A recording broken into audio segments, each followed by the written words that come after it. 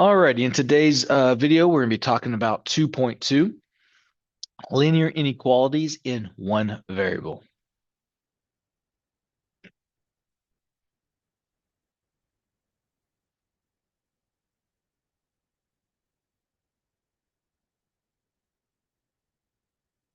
All right, so basically it's the same thing as our linear equations. The only difference is we have less than, greater than, less than or equal to's, and greater than or equal to's.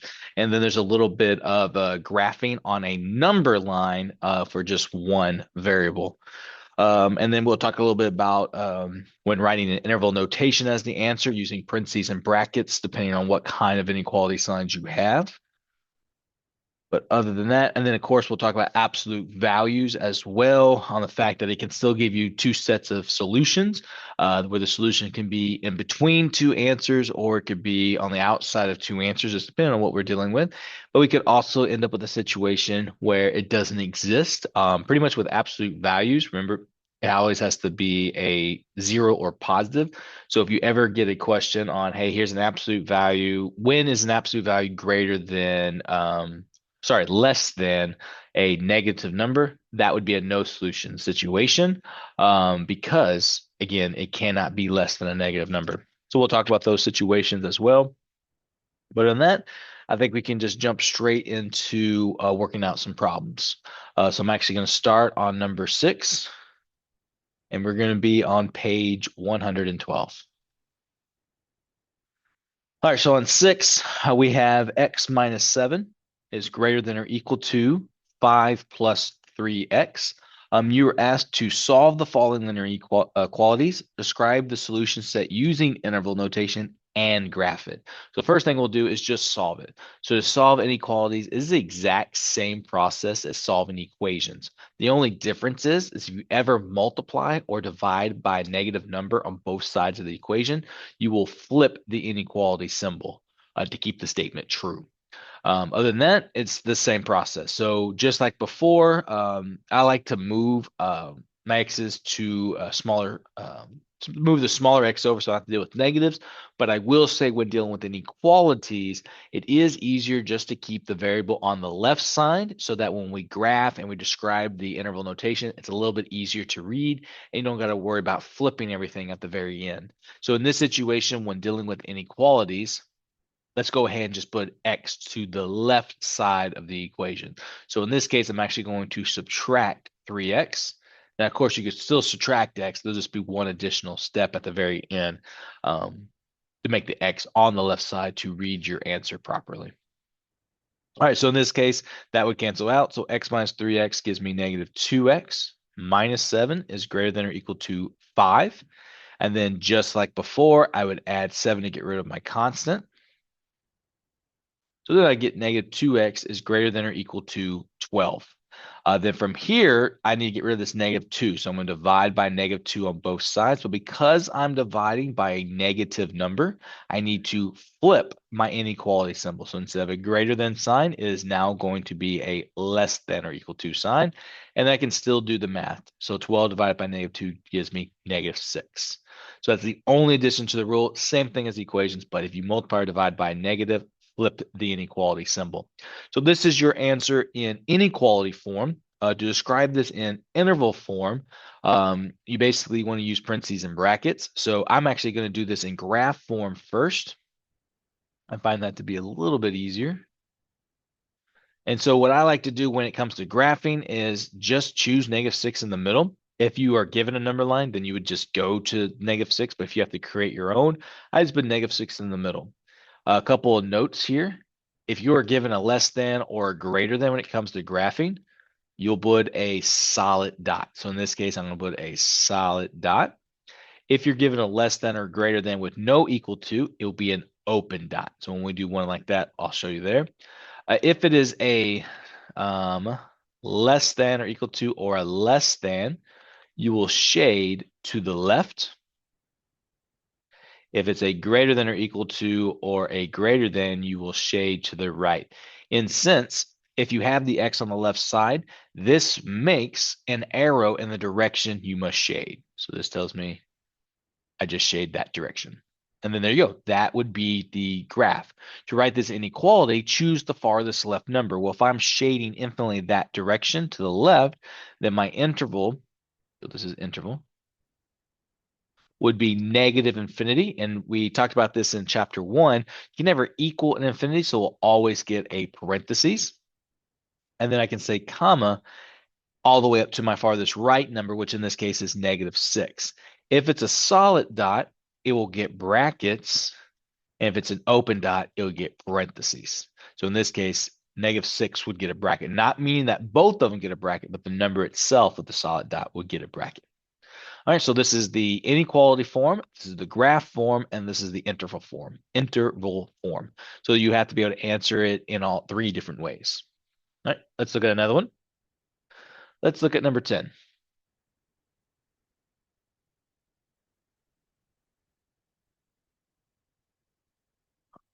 Number 10, we have 8.5y minus 3.5 is greater than or equal to 2.5 times 3 minus y.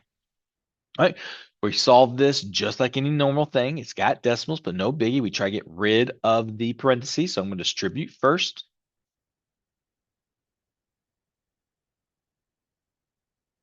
2.5 times 3.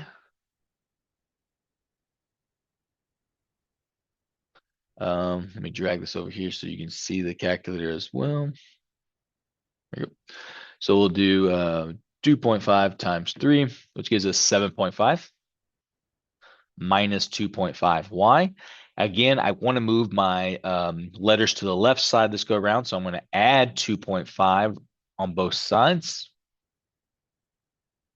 This will zero out. I would drop down my 7.5. 8.5 plus 2.5 would give me 11y minus 3.5. Get rid of my constant. I'm going to add 3.5 now. So then I get 11y is greater than 11. And then from here, I'll divide. But now notice here when I'm dividing, my inequality sign stayed the same. It's because I divided by a positive. So that's another misconception that students will make. You only flip the inequality sign if you multiply or divide by a negative. So here is our interval answer, not my interval, my inequality answer. And so now let's, I guess I can use this one. Let's talk about how to graph it. Again, if you're given a number line, then you just go to where it's 1. But if not, I just put 1 right in the middle. I see that it has a line underneath it, so that tells me it's a solid dot. This makes an arrow indicating the direction that I need to shade. Once I have this answer, my interval form, I'll go to the farthest left number, which in this case is a 1. Since it has an inequality symbol or an equal sign and it's a solid dot, that tells me it's a bracket. I'm infinitely going to the right, so the right side of my interval will have a infinity sign. And then a parentheses because you can't equal an infinity, but it just goes towards that direction. So again, there's your inequality, your graph, and your interval. All right, let's look at what we call compound inequalities. So let's look at number 23.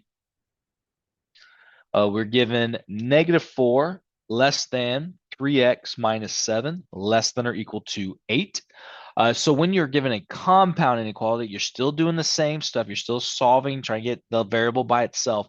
But when I look at this, hopefully you're like, well, the first thing I would do is add 7, right? But to do it to both sides, there is 2 sides of this guy. So you're going to be adding that 7 basically 3 times. So the one in the middle and the one on the right and the left. So you're like doing 2 problems at the exact same time. So in this case, -4 plus 7 would give you 3. And then I have 3x, this would go away, less than or equal to 8 plus 7, which will give you 15. So to get x by itself, I would want to divide. So therefore, I would divide by all 3 sides. Oh, I don't know why, but 5. 3. There you go. So 3 divided by 3 is 1. This will go away. I'm left with x less than or equal to 15 divided by 3, which is 5. So this is the inequality form. To graph this,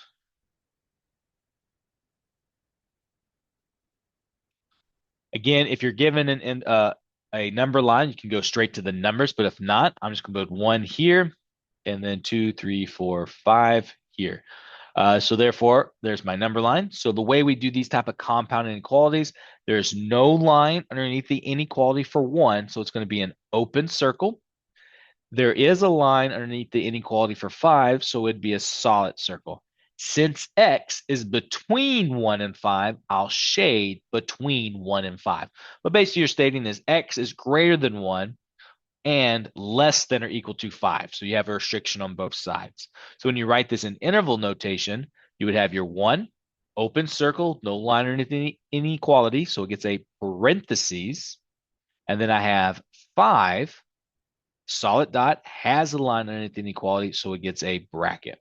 So there's your inequality, there's your graph, there's your interval. All right, let's do another one.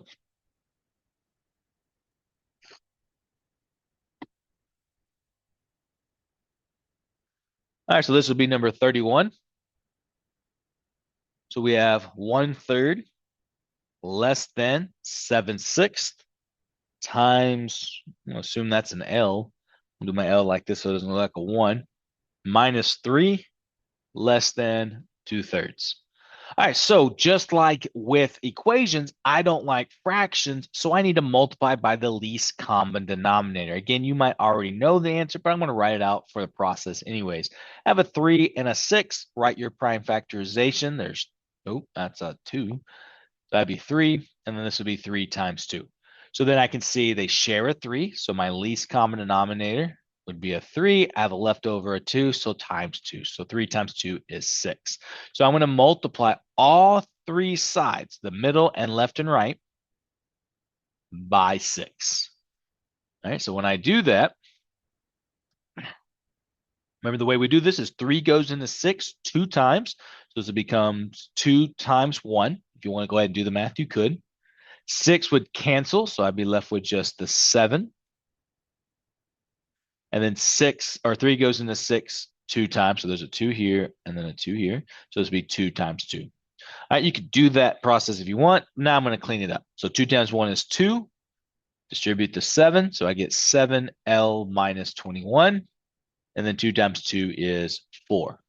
All right, now that I got rid of the fraction, I got rid of my parentheses. Now I need to get L by itself, get rid of the constants. I'm going to add 21, but again, remember we add it to all 3 sides there. So 2 plus 21 is 23. L, 7L less than 25, and then divide all 3 sides by 7. Now in this case, it doesn't go to it evenly. So 23 over 7 is how I would leave it. And then 25 over 7 is how I would leave it. So to graph this, same as before, I'm just going to assume we got 23 over 7 here and 25 over 7 here. I'm not going to write a whole bunch of dashes. I just know 23/7 is less than 25/7. No line underneath either each of these inequalities, so they would both get an open circle. The L is between these 2 fractions, so I would shade in between those 2 answers. So then when I write this in interval notation, I go 23 over 7, comma 25 over 7. Since it's an open circle on both and in no line underneath the inequality on both, they would both get parentheses. So what that basically states, it's all the numbers between 23/7 and 25/7, but it doesn't include 23 over 7 or 25 over 7. All right, let's look at another one of these. Make sure you get plenty of compound inequality questions. So let's look at number 32. So we have -10 is less than -2, parentheses 4 plus y less than or equal to 9.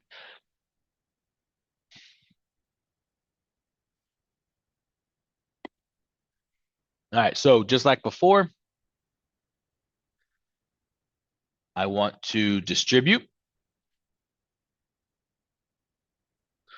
So in this case, that would be -8 minus 2y is less than or equal to 9. Now I'm going to add 8 on both sides. So therefore, -10 plus 8 is -2, less than or equal to -2y, less than or equal to 17. And then I'm going to divide by -2 on all the sides. But now notice here, when I do this, I get 1. And over here, oh, sorry, I get negative 17 over 2. Yeah, they like to keep it as a fraction form on the homework. So 17 over 2. Now notice if I keep the inequality signs the same, I would be saying that 1 is less than a negative number, which is a false statement. So again, the reason that we flip the inequality signs when we multiply or divide by a number is to be able to keep our statements true. So now I'm saying that 1 is in fact greater than negative 17 over 2.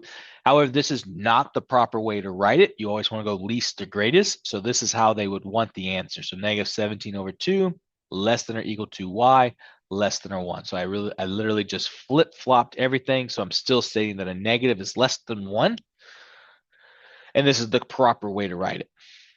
So, and by writing it in a proper form, graphing it and doing interval makes it a lot easier. So I got negative 17 over 2 somewhere over here. I got 1 somewhere over here. Negative 17 and a half would get a solid dot since it has a line underneath inequality. And 1 would get an open circle because it has no line. And then because y is between both of those, I would shade in between them. So then do the interval notation. It'll be negative 17 over 2, comma 1. Negative 17 over 2, since it has a closed circle and a line underneath inequality, it would get a bracket. And since the 1 has an open circle, no line underneath inequality, it will get a parentheses. So there's your inequality form, graphing form, and interval form. All right, let's talk about absolute values.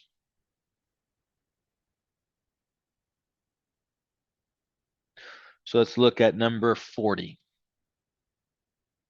40 says 2 is the absolute, or 2 times the absolute value of z plus 5, close the absolute value, is less than 12. So just like with equations, I want to isolate the absolute value. So in this case, I want to divide both sides by 2. So I get the absolute value of z plus 5 less than 6.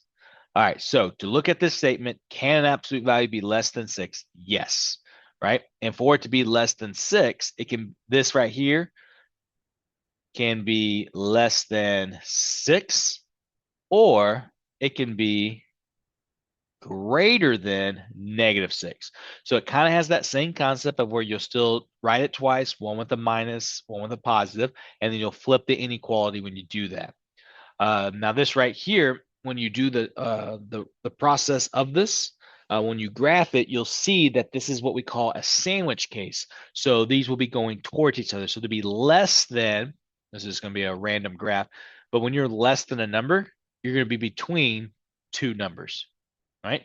If you were happen to be an absolute value that's greater than, the way the inequality would work is you would have your two numbers, but you would have what I call a wing case. So we call this, or at least I call it, a sandwich because it's sandwiching everything in, and I call this a wing because it looks like wings on both sides. So for something to be greater than something else, it can be that number or greater, or that negative value or less than that, because when I take the absolute value of these, it becomes greater than that. So if it's a less than, we got a sandwich case. If it's greater than, it's a wing case. So when I basically what that means is when I subtract 5 and I get z is less than 1, subtract 5, and I get z is greater than negative 11. When I do my number line here, I would have negative 11, point it to the right, and then I would have 1, point it to the left. So see how the 1 and this right here, both be open circles. So since they're pointing at each other, that tells me that this part is what is being shaded. But I also note that a less than is going to be that situation every time. So in this case, I would then, as my interval, I would say negative 11 to 1, both open circles.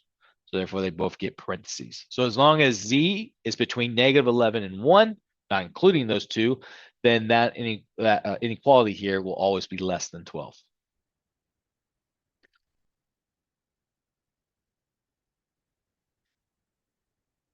All righty.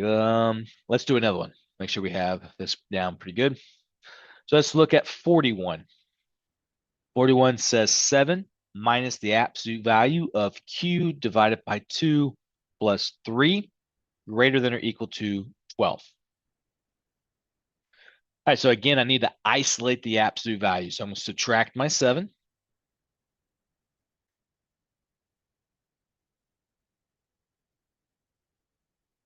So 12 minus 7 gives me 5.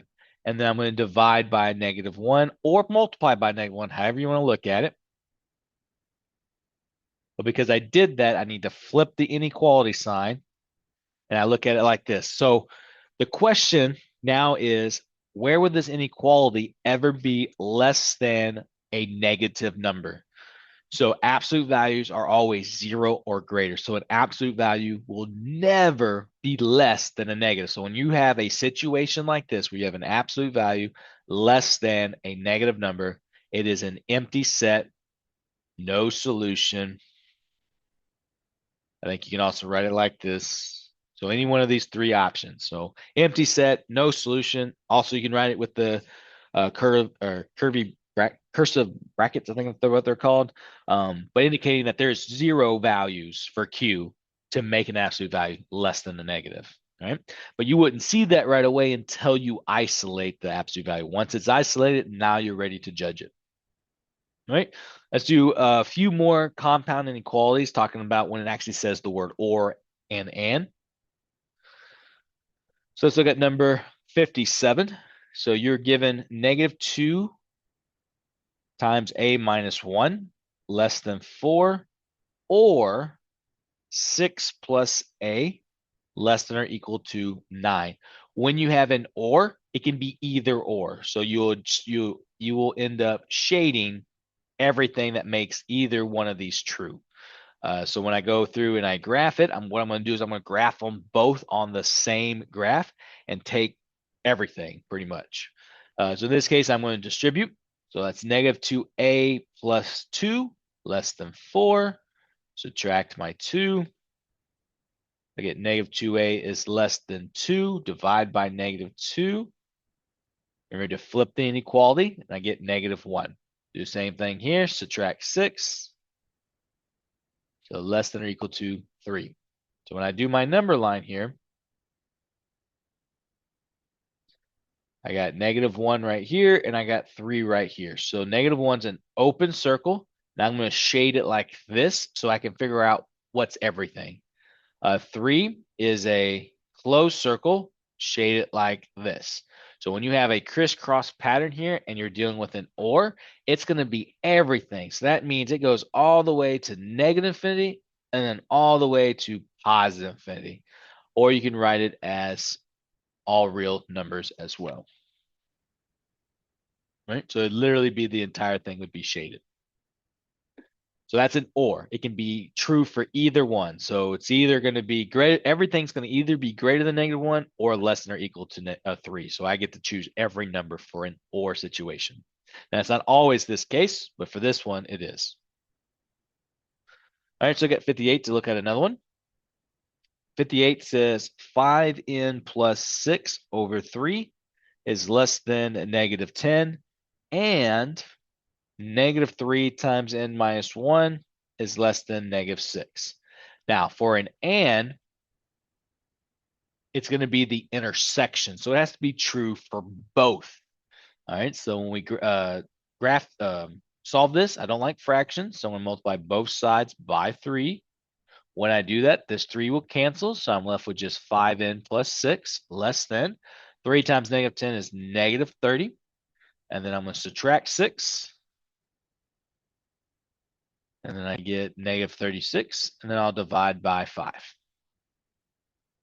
In this case, I'm going to leave it as -36 over 5. Same process over here. I'm going to distribute first to get rid of the parentheses. So that's -3n plus 3 less than -6. Subtract 3 gives me -9. Divide by -3. Remember, if I divide by negative, I got to flip the inequality sign. So I get a +3. All right, so for this case here, I'm going to graph it. I know that -36 over 5 is less than 3, so I'll write it kind of like this. So when I go to -36 over 5, I know it's an open circle, and it's shaded towards the left. 3 is an open circle, but shaded towards the right. For an and, it has to have an intersection. So since these two inequalities do not intersect, this would be another empty set, no solution. or you can write it out like this as well. All right. So for or, it's everything. It has to be true for either or. It doesn't have to be both. But for an and, it has to be true for both. And in this situation, there is zero intersection. So this right here would be a no empty set. All right, just like in the last section, it does have a word problem. So let's talk about it. So let's talk about number 63. It says, assume that the national average SAT score for high school seniors is a 1020 out of 1600. A group of 7 students receive their score in the mail, and 6 of them look at their scores. 2 students scored a 1090. 1 got 1120. 2 others each got a 910. And this and the 6th student got an 880. What interval of scores can the 7th student receive to pull the group's average above the national average? All right, so I want to figure out what this average is plus the 7th person student. That's what we're trying to find. So when we find averages, you add everything up and divide by how many you have. In this case, I have 7 students, and I'm trying to do what? So what interval score can the 7th student receive to pull the group's average above that national average? So I want this to be greater than the national average. So that's 10, which was a 1020. Right? So I don't want this to be greater than or equal to. I want it to be above the national's goal. All right. So therefore, I just have to figure out what this result is. So I'm going to grab a calculator. I'm going to add those numbers up first. So that's going to be a 1090 plus 1090 plus 1120 plus 910 plus 910 plus 880. All right, so I get, nice, an even 6,000 plus my x over 7 has to be greater than 1020. Now, when I do this, I want to get rid of fractions, so I'm going to multiply both sides by 7. This will cancel, so I'm left with 6,000 plus x is greater than, for sure it's 7,140. Let me just check. It is 7,140. And then I'll subtract 6,000.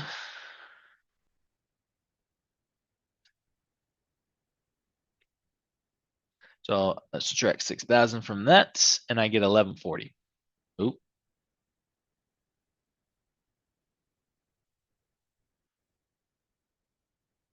So I don't know why I put a 7 there.